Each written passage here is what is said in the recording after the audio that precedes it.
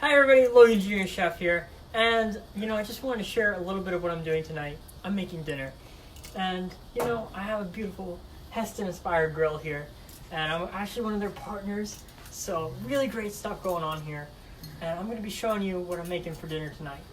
Now what I have right here is I have a beautiful flank steak. Now I have a simple marinade on here, just a little bit of three major components. I got some molasses, I got some vinegar, put a little bit of Worcestershire sauce, some garlic, and then some herbs, a little bit of olive oil. And I've just let that sit in there for a couple days, really letting it soak up that juices and get a lot of flavor. Because when you're grilling a meat like a flank steak, because the flank steak, a very particular cut of meat, it does the best when you add a lot of flavor to it. Yes, it does have a really delicious beefy flavor, but sometimes that beefiness can be overpowering, which is why I like to supplement it with like a rub or a marinade or other seasonings and stuff like that. So I'm going to throw it on the grill now. Beautiful. Now, I'm going to start by putting it on the sear burner. You can see the beautiful kind of meat I have.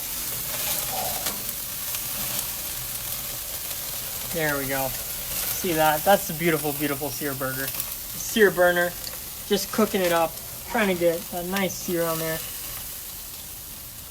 Now, when you're grilling, you want to keep the lid open for a little bit, depending on how much heat you have. Because I got this beautiful Hestan-inspired grill. I can leave it open for a while. It's got enough heat to really crank through cooking. Beautiful lights. I mean, this thing is like the Cadillac of grills. I'm so excited to be grilling and making content for Hestan Inspire and show you guys some great grilling tips.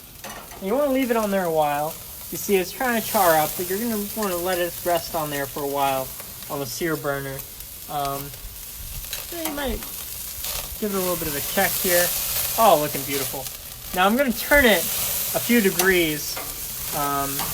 This is how you get that beautiful cross-hatching on your meat. Now you see all those steakhouse commercials with the... How they get that is they turn it halfway through its searing cooking.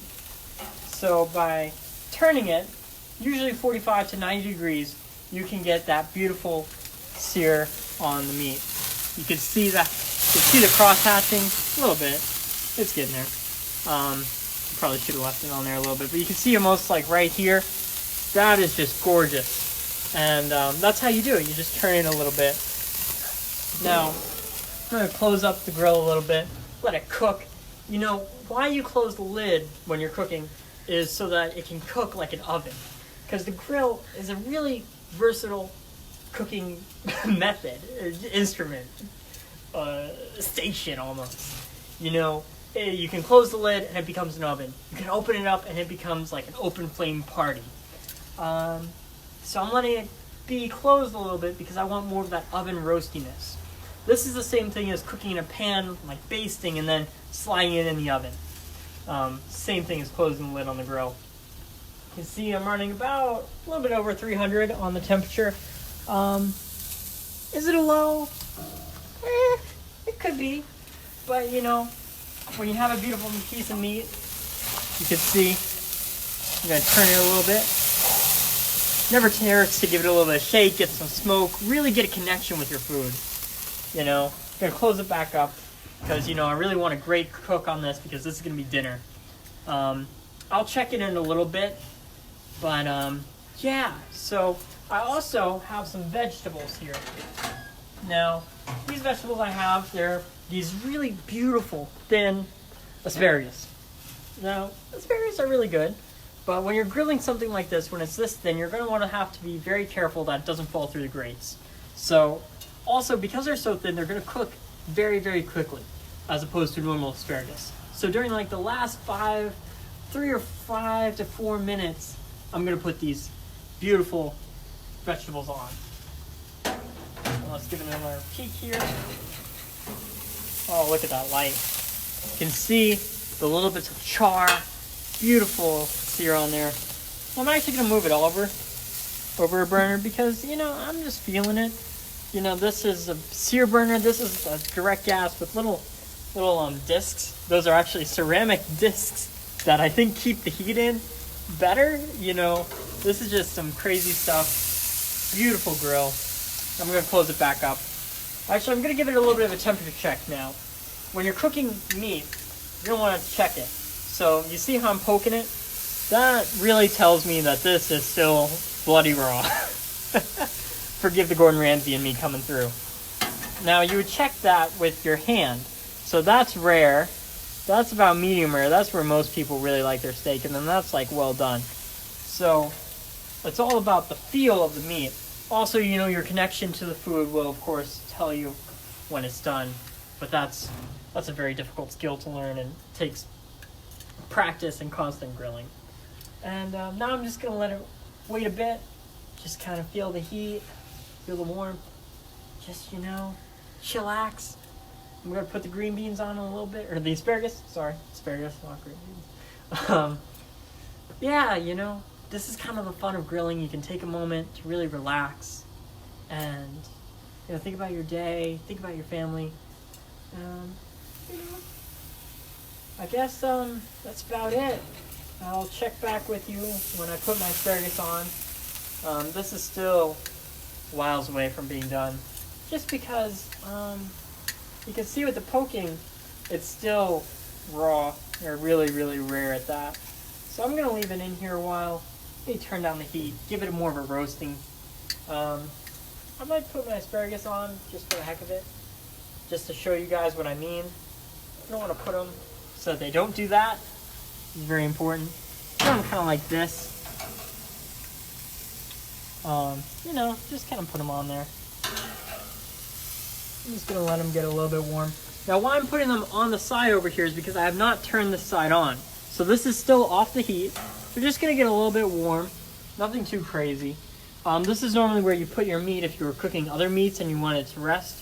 And I'm not putting them up here on the top rack for a good reason. The top rack is for really when you want something to roast, because you have to think hot air and warm air rises. So the hottest part of your grill is always going to be at the very top rack. So while you might put something up there thinking it'll rest, or that, you know, it'll relax and chill, it will actually get cooked really a lot faster than you expect. And that's something to be very careful about for new grillers, because they'll put something up there thinking, it's on the upper rack, I don't have to worry about it. And then, boom, you have something baked at like 400 degrees on that top rack. That top rack is screaming hot. So that's why I put them on the side off the heat instead of up here. I think, you know, you can see it beautiful, beautiful. I love these lights. These lights are just so fabulous, because you can see exactly how your meat looks, you can see how your vegetables look. You can just see everything. Put it back on there. And I'm going to be serving this with a little bit of rice. This is just some cilantro rice I have. Cilantro lime rice that Mom made. This is the benefits of having a sous chef, especially one as good as Mom. She's fabulous. I'm going to hand it back to her. This is kind of what I would say the dinner would look like, because I'm going to have that. And then I also have this really thick cut tomato and cucumber salad with some vinegar. A little bit of salt, pepper. What I'm looking for here is a lot of freshness. Because I have these grilled elements, I'm going to have a lot of smoky charred elements on my dish. And so I want something really fresh and really pow to cut through all that char and smoke and beef.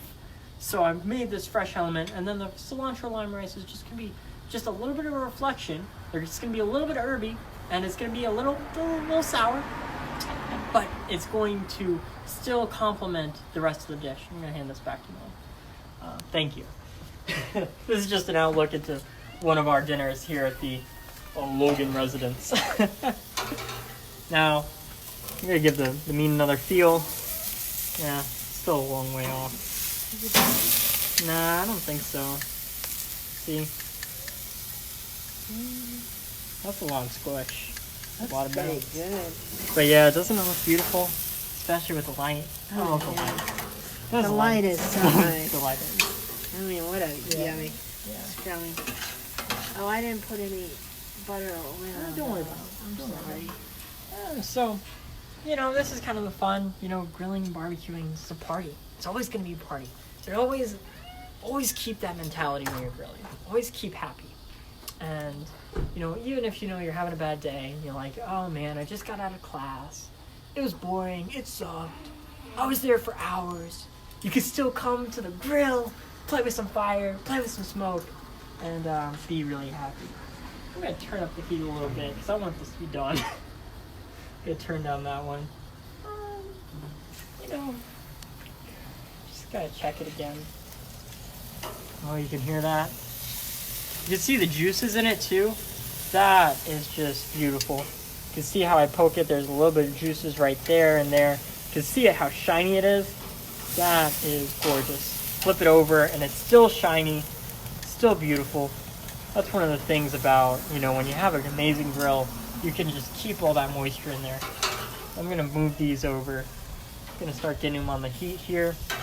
This is because I want them a little bit charred. And the rest of the meal's ready. So this is when your timing really comes in and you're going to want them to all be done. So I'm going to close it up. Pretty close to being done with dinner. But, I hope that you enjoyed this little intro and outlook into my life. And, just what dinner looks like to me and what grilling is like to me.